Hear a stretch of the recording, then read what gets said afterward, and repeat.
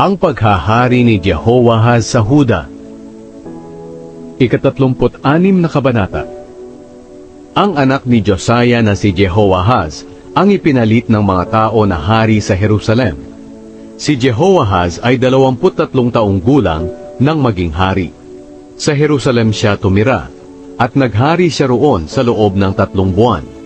Tinanggal siya sa kanyang trono ni Haring Neco ng Ehipto, at pinagbayad ni Neco ang mga taga-Huda ng buwis na 3,500 kilong pilak at 35 kilong ginto. Dinalang bihag ni Neco si Jehoahaz sa Ehipto, at ginawa niyang hari ng Huda at Jerusalem si Eliakim na kapatid ni Jehoahaz. Pinalitan niya ang pangalan ni Eliakim na Jehoiakim. Ang paghahari ni Jehoiakim sa Huda. Si Jehoiakim ay 25 taong gulang nang maging hari. Sa Jerusalem siya tumira, at naghari siya roon sa loob ng 11 taon. Masama ang ginawa niya sa paningin ng Panginoon na kaniyang Diyos. Nilusob siya ni Haring Nebukadnezar ng Babylonia at kinadenahan at dinala sa Babylonia. Dinala rin ni Nebukadnezar sa Babylonia ang ibang mga kagamitan ng templo ng Panginoon at inilagay sa kanyang palasyo.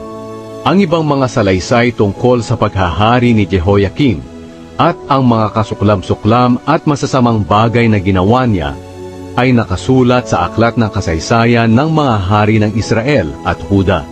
At ang anak niyang si Jehoiakim ang pumalit sa kanya bilang hari. Ang paghahari ni Jehoiakim sa Huda.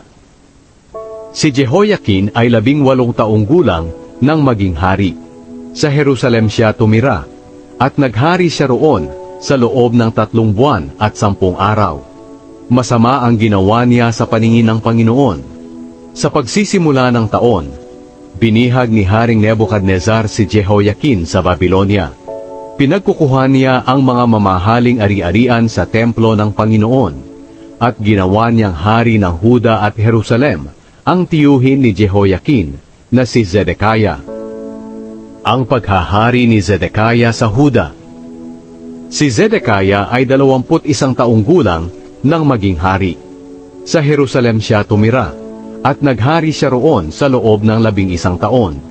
Masama ang ginawa niya sa paningin ng Panginoon na kaniyang Diyos, at hindi siya nagpakumbaba kay Jeremias na propeta ng Panginoon.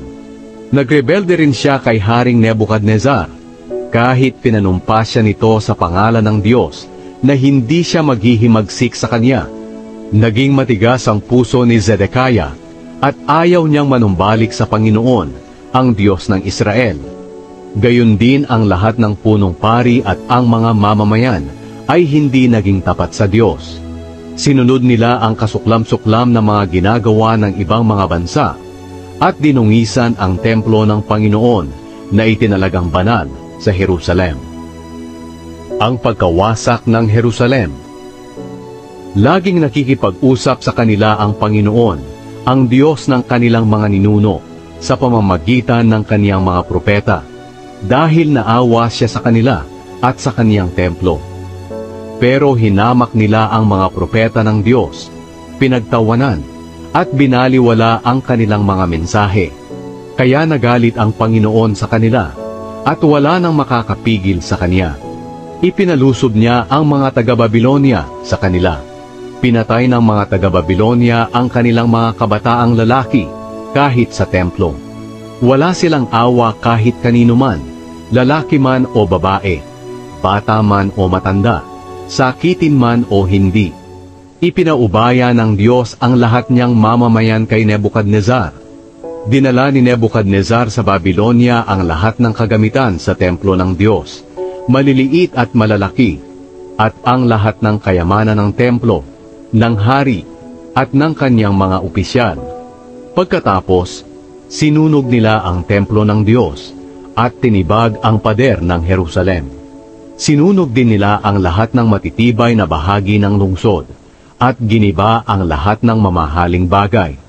Dinalang bihag ni Nebukadnezar sa Babylonia ang mga Israelita na hindi namatay, at ang mga ito ay naging alipin niya at ng kaniyang mga anak, hanggang sa naging makapangyarihan ang kaharian ng Persya. Kaya natupad ang sinabi ng Panginoon sa pamamagitan ni Propeta Jeremias na magiging mapanglaw ang lupain at makakapagpahinga ito sa loob ng 70 taon. Pinabalik ni Cyrus ang mga Israelita sa kanilang lupain. Noong unang taon ng paghahari ni Cyrus sa Persya, tinupad ng Panginoon ang sinabi niya sa pamamagitan ni Jeremias. Hinipo niya ang puso ni Cyrus para gumawa ng isang pahayag. Isinulat ito at ipinadala sa kanyang buong kaharian. Ito ang mensahe ni Haring Cyrus ng Persya. Ibinigay sa akin ng Panginoon, ang Diyos ng kalangitan, ang lahat ng kaharian dito sa mundo. At pinagkatiwalaan niya ako sa pagpapatayo ng templo para sa kanya roon sa Jerusalem na sakop ng Huda. Kayong lahat ng mamamayan ng Diyos, bumalik na kayo sa inyong lupain at naway samahan kayo ng Panginoon.